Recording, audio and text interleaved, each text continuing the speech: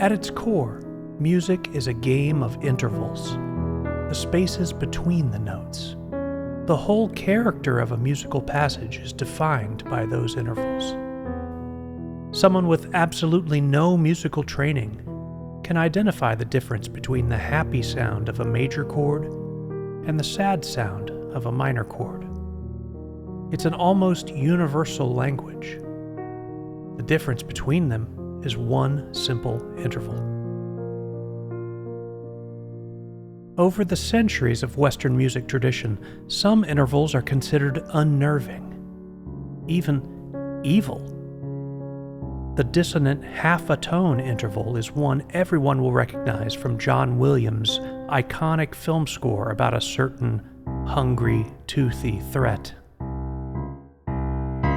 Or from the theme from John Carpenter's horror classic, which delivers a creepy sense of foreboding. But the most notorious of them all at some point earned the name the Devil's Interval, the tritone. The midpoint of an octave, the tritone was long considered a forbidden sound before Romantic-era composers began to embrace it and unlocked its magic.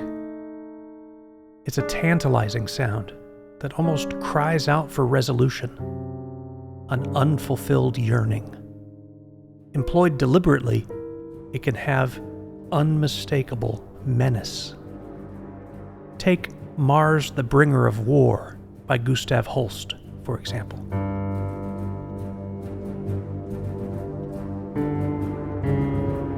Or Night on Bald Mountain by Mussorgsky, a classic horror tune if ever there was one. The tritone has proved a modern favorite for bands wanting to evoke a darker vibe. Black Sabbath, Metallica, Marilyn Manson,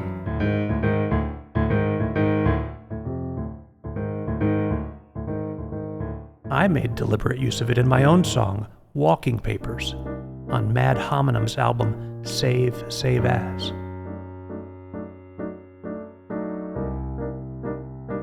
What is perhaps most interesting about the tritone interval is its quintessential nature when it comes to jazz. It turns out that the seventh chords, so common in jazz arrangements, are most clearly defined by the third and flat seventh notes of a chord. In fact, all you need to convey a seventh chord is a third, a seventh, and typically provided by the bass, the tonic, or first note. And the interval between that essential third and flat seventh?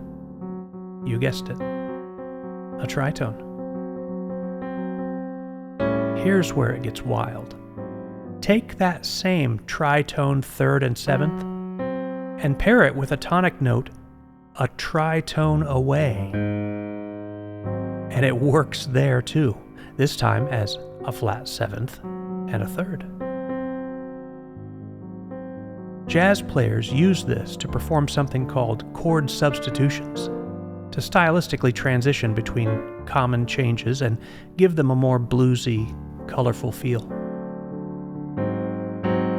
Experiment around with intervals, and you'll introduce yourself to a variety of sounds, both conventional and unconventional, giving your next musical score a new flavor.